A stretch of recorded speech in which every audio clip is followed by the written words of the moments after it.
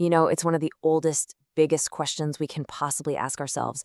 Are we, as a species, just hardwired for endless conflict? Or is a real, lasting global peace something we can actually pull off? Okay, let's get into it and see what the thinking is on this. And that right there is really the heart of the whole debate, isn't it? Is there something deep inside us, in our biology or our psychology, that just dooms us to fight? Or are all the wars and conflicts we see just, well, a product of our circumstances? Circumstances that maybe, just maybe, we can change.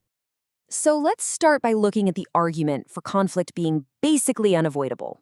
This perspective says, hey, our tendency to fight isn't some flaw in the system. Nope. It's a fundamental feature of who we are, baked right into our DNA and our long, long history. So you've really got these two major schools of thought. On one side, you have the argument that's all about biology, history, and psychology, the idea that it's just who we are. And on the other side, you've got this belief that no, we can actually engineer peace through things like our institutions, our economies, and our ethics. Let's dig into that first perspective. So if you look at it from an evolutionary standpoint, the argument is pretty compelling. For literally thousands of years, survival was all about competition. You had to compete for food, for water, for territory. You competed for mates. And maybe most importantly, you learned to cooperate with your in-group, your tribe, so you could more effectively compete against the outgroups. And those deep-seated impulses, they didn't just vanish when we invented smartphones. And I mean, just look at the history books, right? It's kind of hard to argue with the evidence. You would be seriously hard-pressed to find any society, anywhere, at any point in time, that hasn't seen war or some kind of major internal conflict. Even in what we call peaceful societies today, there are always these tensions over power and resources simmering just under the surface. It feels like history is just one long story of conflict. And all of that stuff from our past, it connects directly to how we operate in the modern world. Psychology shows us we are pretty much wired to favor us and be suspicious of them. It's a powerful cognitive bias. Now, you throw in some basic human emotions like fear or greed, or even just a feeling of injustice, and boom, you have a perfect recipe for turning a simple disagreement into a full-blown conflict. Okay, so that's a pretty heavy, pretty convincing case for conflict being inevitable. I get it, but that is only half the story. So let's flip the coin and look at the other side, the case for peace, not as some fuzzy dream, but as a realistic goal that we can actually build. While our basic biology might be ancient, you know what isn't? The incredibly complex social structures we've created. I mean, think about it. We've invented these amazing tools to manage our own worst impulses. International law, treaties, big global organizations like the United Nations. These are all systems we designed specifically to step in and stop disputes from spiraling into violence. And then, of course, there's the money. In the globalized world we live in now, countries that trade with each other have a massive incentive not to go to war. It's pretty simple, really. When your economy is tangled up with another country's, fighting becomes incredibly expensive. Not just in lives, but in pure, cold, hard cash. Shared prosperity ends up being a really powerful tool for peace. And all of this points to something absolutely crucial. We are not static. We don't stay the same. Our values evolve. Over the centuries, we've seen this incredible expansion of empathy, the rise of human rights movements, the spread of democracy, and developing sophisticated tools like diplomacy.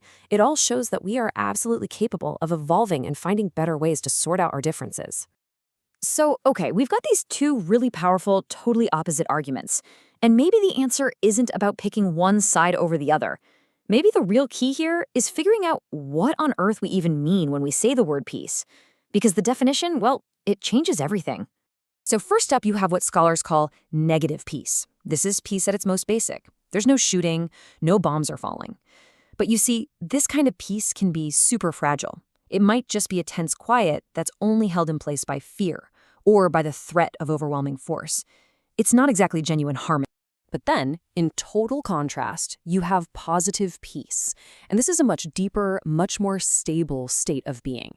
It's not just about the absence of violence, it's about the presence of the things that stop violence from ever starting. Things like justice, equality, and a society where everybody feels like they have a stake in it. Now that is the kind of peace that actually lasts. And that distinction, right there, brings us to what might be the single most important factor in all of this: Sure, we might have these impulses for both cooperation and conflict bubbling inside us, but the final outcome isn't written in stone. The deciding factor, it seems, is us, our choices, our actions, what we decide to do. There's a line from the source material that just nails this perfectly. It says that our human nature doesn't lock us into a specific outcome. It's the environment we build, our social, political, and cultural systems that actually steers our natural tendencies. Our nature gives us the potential, but our society decides where that potential goes. So, think about it like this. Our built-in tendencies for competition or cooperation, they're kind of like a river.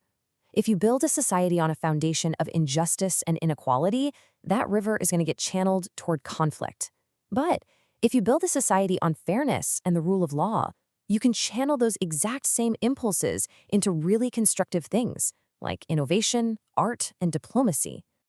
And when you look at it that way, it totally changes how you think about peace.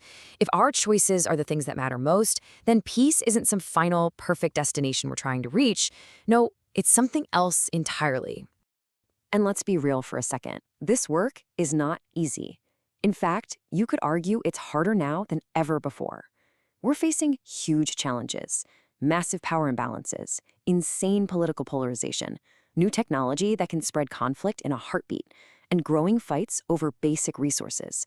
These are serious, serious threats. So what's the bottom line here? It's this. Peace is not the natural default setting for humanity. It doesn't just happen if we all sit back and hope for the best. It is an active, ongoing, conscious project.